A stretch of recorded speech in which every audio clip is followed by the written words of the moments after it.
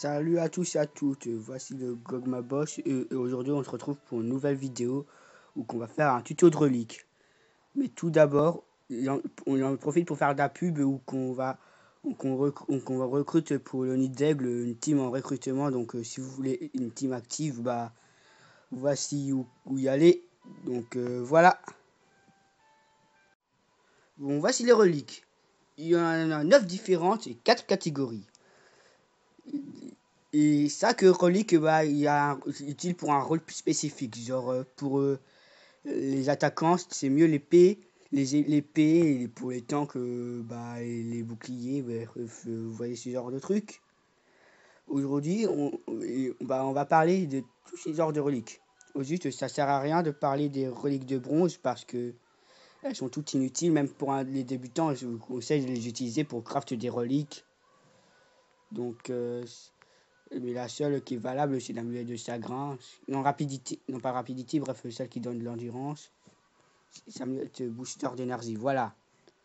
Car, mais quand même, parce qu'à l'époque, je jouais avec une Zenica avec ça et ça donnait de l'endurance après une attaque, et du coup c'était utile.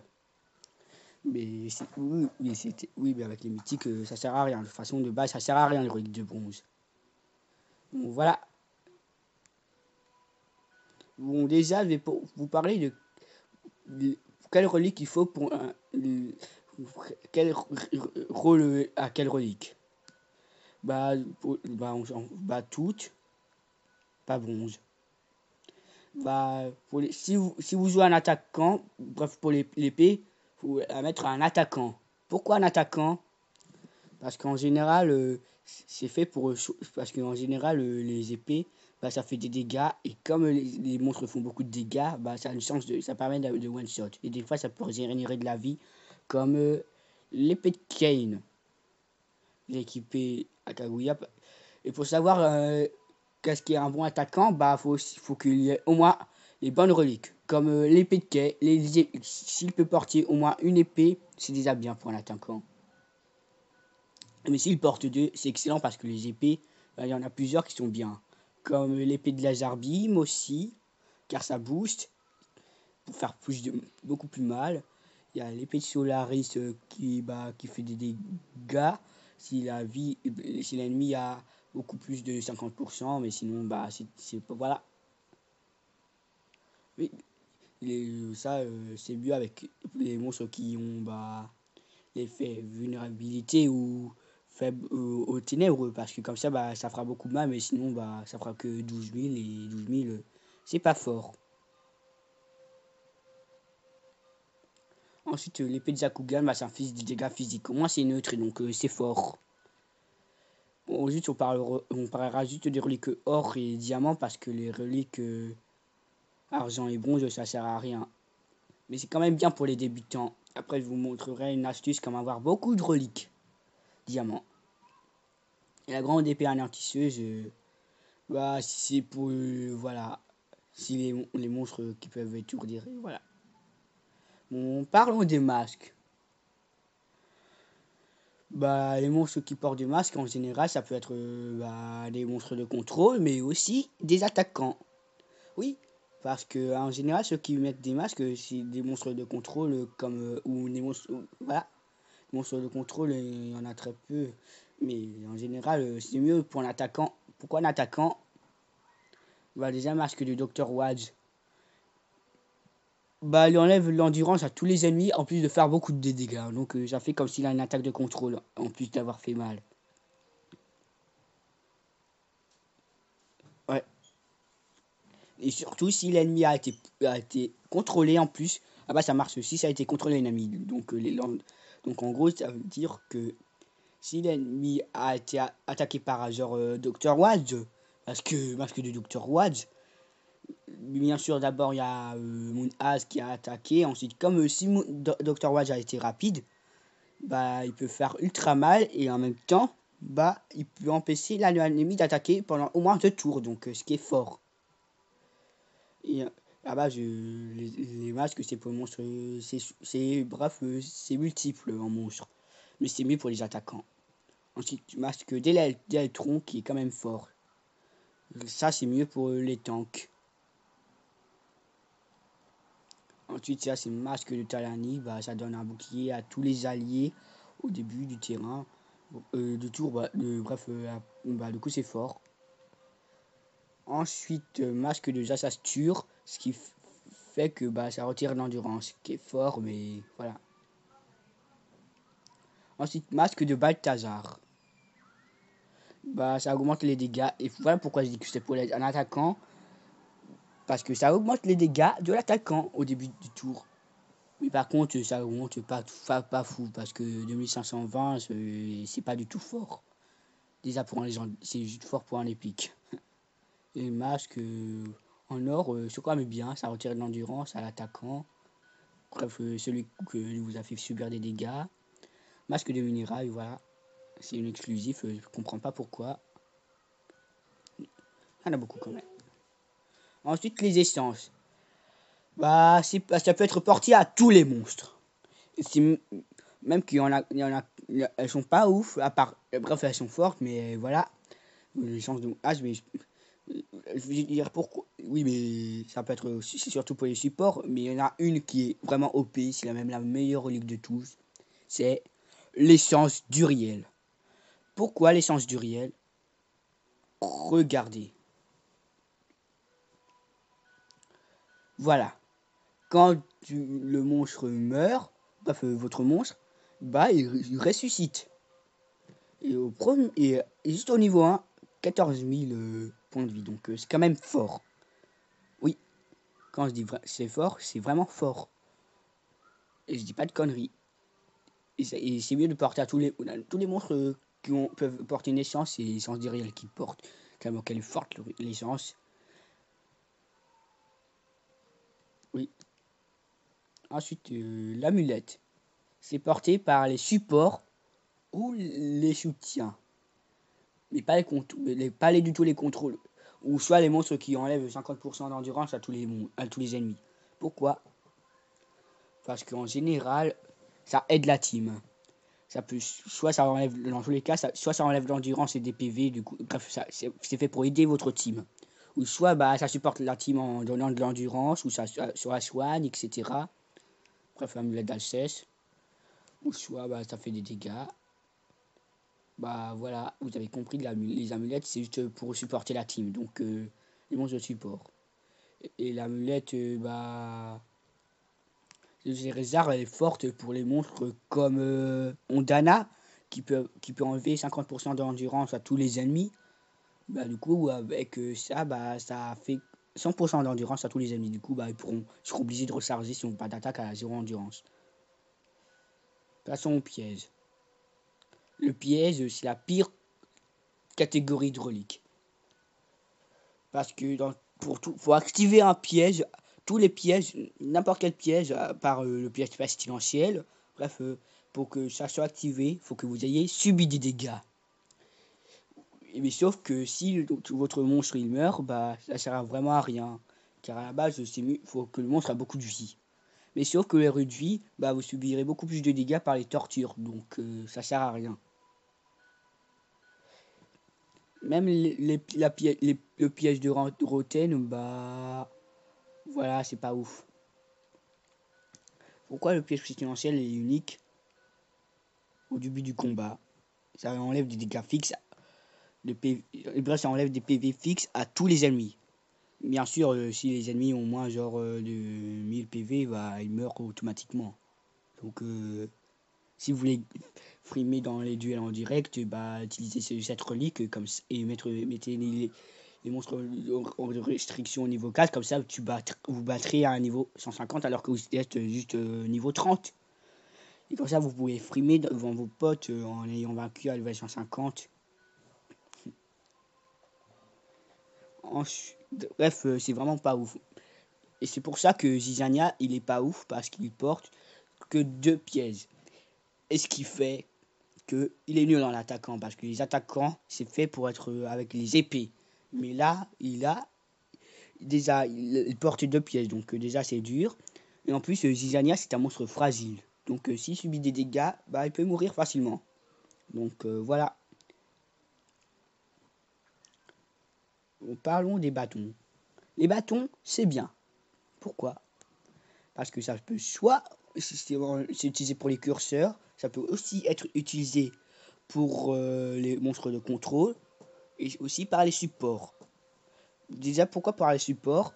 Parce que en général, ça aide votre team, ça donne des boucliers à vous, soit à votre allié. Ça peut donner des dégâts aux ennemis, donc pour les supports, voilà. Et ça peut aussi donner d'endurance. Bâton d'Atlantide, si vous voulez gagner de l'endurance, voilà. Et si vous voulez faire perdre d'endurance à tous les ennemis, bah, je vous conseille ce bâton. Non, pas ce bâton. Bref, je le cherche. Voilà, c'est celle-là. Celui-là, parce que c'est utile. Mais après, voilà. Bâton Pump Seed, il est aussi utile, mais il faut avoir de la chance pour tomber dessus. Et voilà pourquoi. Et je vais vous dire pourquoi il est utile pour les monstres de contrôle. Après, déjà, bâton de pubcide parce que ça enlève l'endurance à tous les ennemis s'il inflige des dégâts. Non, oui. Bref, aux ennemis affectés par les dégâts. En général, un monstre de contrôle, quand il attaque, c'est pour contrôler tous les ennemis. Mais s'il peut pas contrôler un ennemi, genre ce qu'il peut pas toujours dire Montezuma ou quoi que ça le croque, en 3, bah, il aura plus d'endurance. Bon, quoi que ça croque, s'il aura encore l'endurance, mais il aura très peu. Et après, il aura insolation et du coup, il pourra rater ses attaques et ça peut vous sauver la game. Et je vais vous dire pourquoi. Et aussi, non, c'est plus lequel. Bref, j'enlève, ça fait que pour toujours, il perd 54, il aura 54 points d'endurance en moins. En gros, s'il a. Bah, j'ai pas encore fait de test, mais si on peut faire ça, genre Docteur Victor qui peut poser, qui a 2 bâtons, bah, je sais pas si ça va enlever 108 points d'endurance. Du coup, dans la méta légendaire, Docteur Victor sera OP, mais sinon, je pense pas, parce qu'il est lent. Bon, c'est utile pour les curseurs contre les soutiens. L'armure. L'armure, bah, ça peut. C'est quand même pas ouf, mais c'est quand même utile, mais ça peut être joué pour n'importe quel rôle de monstre, mais c'est mieux pour les tanks. Mais bon, il y a aussi des attaquants qui portent ça, mais c'est parce qu'ils sont obligés de porter ces armures. Armure d'Iguanazor, je la connais pas, je viens à peine de la voir là. Ah, ça peut être utile. Bref, c'est comme Morgs, l'armure de Morgs. À peu près. Bon, c'est mieux l'armure de Morgs. Donc, parce que ça donne plus de boucliers. Mais oui, et ça fait plus mal que l'armure d'Iguanazor. Donc, optez pour l'armure de Morgs si vous pouvez. L'armure de Nebotus, c'est quand même la meilleure armure. Parce que ça vous redonne de la vie. Donc, voilà. Et c'est quand même versatile. Donc, c'est utile. Et pour les boucliers, bah, c'est pour les tanks. Uniquement pour les tanks. Et je veux dire, c'est mieux pour les tanks. Parce que si vous mettez ça à un attaquant qui peut porter ça, bah, vaut mieux pas. Car c'est un mauvais, mais ça peut quand même aider. Pourquoi les monstres de tank? Parce qu'en général, ça donne soit des boucliers, soit ça lui redonne la vie, mais c'est très peu, il n'y en a qu'un seul. Voilà. Enfin, que ça ne redonne pas beaucoup de vie pour un mythique. Et ensuite, celle qui peut avoir de l'endurance et qui est la meilleure bouclier en relique, c'est quand même le bouclier de Wangju. Déjà, bah, une relique que j'ai trouvée dans la coffre de relique de bronze. Ça retire de l'endurance à l'ennemi qui vous attaquez. Déjà, si c'est un tank, bah, il aura beaucoup de vie, donc c'est bon. Et aussi, bah, le truc le plus cool déjà, c'est que ça vous donne des boucliers. Donc déjà, ça va galérer. En plus, ça donne un pourcentage. Donc si ton monstre a beaucoup de vie, bah, vous êtes intuable. En plus d'enlever l'endurance. Et parlons de bannières. Désolé.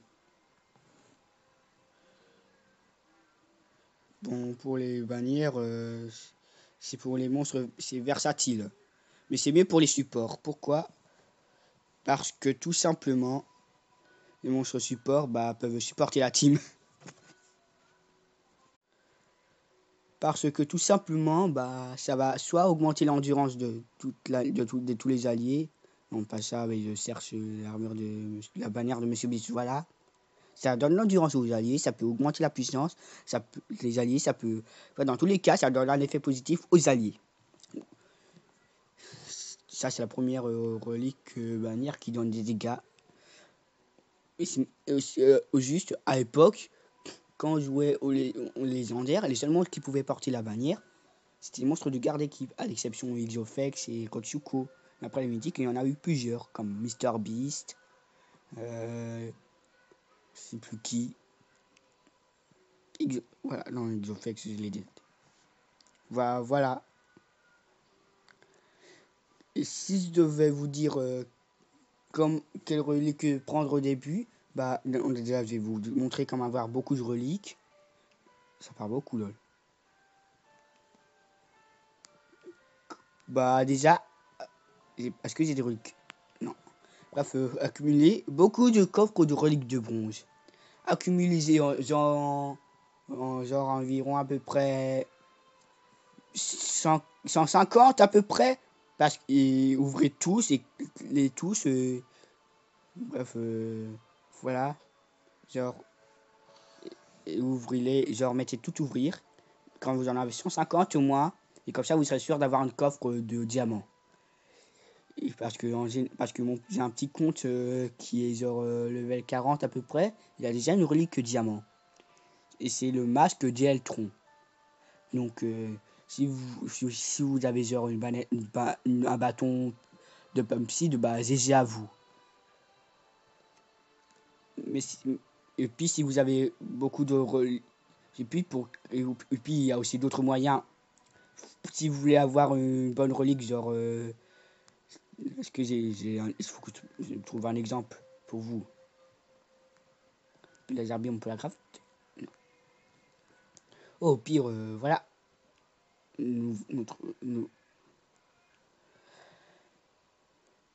J'en ai 69. Bref, est-ce que j'ai que des reliques de bronze?